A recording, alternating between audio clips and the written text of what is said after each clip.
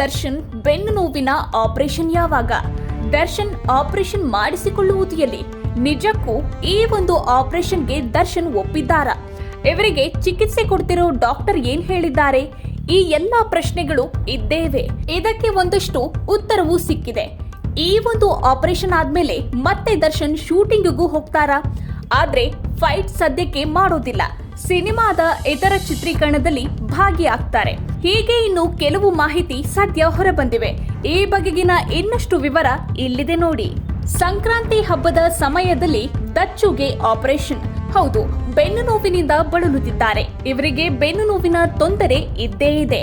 ಇದರ ಚಿಕಿತ್ಸೆಗಾಗಿಯೇ ದರ್ಶನ್ ಮಧ್ಯಂತರ ಜಾಮೀನು ಕೂಡ ಪಡೆದಿದ್ದರು. ಬೆಂಗಳೂರಿನ ಬಿಜೆಎಸ್ ಆಸ್ಪತ್ರೆಗೂ ದಾಖಲಾಗಿದ್ದರು. ಇಲ್ಲಿ ಇರುವಾಗಲೇ ಇವರಿಗೆ ರೆಗ್ಯುಲರ್ ಬೇಲ್ ಕೂಡ ಸಿಕ್ಕಿದೆ.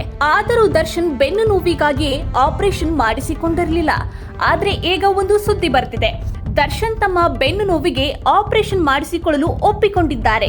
ಇದೇ ಸಂಕ್ರಾಂತಿ ಹಬ್ಬದ ಸಮಯದಲ್ಲಿ ಆಪರೇಷನ್ ಕೂಡ ಮಾಡಿಸಿಕೊಳ್ಳಲಿದ್ದಾರೆ ಅನ್ನುವ ಮಾಹಿತಿ ಇದೆ. ಮೈಸೂರಿನಲ್ಲಿಯೇ ಆಪರೇಷನ್.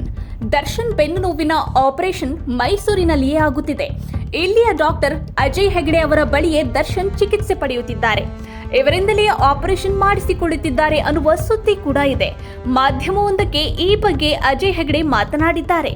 ದರ್ಶನ್ಗೆ ಆಪರೇಷನ್ ಮಾಡ್ತೀವಿ ಅಂತಲೇ ಹೇಳಿದ್ದಾರೆ. ಈ ಒಂದು ಆಪರೇಷನ್ ಆದ್ಮೇಲೆ ದರ್ಶನ್ ಶೂಟಿಂಗ್ ಅಲ್ಲಿ ಕೂಡ ಭಾಗಿಯಾಗ್ತಾರೆ. ಫೆಬ್ರವರಿಯಲ್ಲಿ ಶೂಟಿಂಗ್, ನೋ ಆಕ್ಷನ್.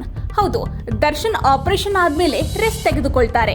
ಹಾಗೇನೆ ಮುಂದಿನ ತಿಂಗಳು ಫೆಬ್ರವರಿಯಲ್ಲೇ ಚಿತ್ರದ ಶೂಟಿಂಗ್ ಅಲ್ಲೂ ಭಾಗಿಯಾಗಲಿದ್ದಾರೆ. ಆದರೆ ಈ ಒಂದು ಶೂಟಿಂಗ್ ಸಮಯದಲ್ಲಿ ಆಕ್ಷನ್ ಸೀನ್ ಏನೂ ಮಾಡೋ ಹಾಗಿಲ್ಲ. ಬದಲಾಗಿ ಸಿನಿಮಾದ ಇತರ ದೃಶ್ಯಗಳಲ್ಲಿ ಭಾಗಿಯಾಗಲಿದ್ದಾರೆ. ಹಾಗೆ ಮೊನ್ನೆ ದರ್ಶನ್ ತಮ್ಮ ಡೆವಿಲ್ ಚಿತ್ರದ ಡಬ್ಬಿಂಗ್ ಶುರು ಮಾಡಿದ್ದಾರೆ ಅನ್ನುವ ಸುದ್ದಿ ಇತ್ತು.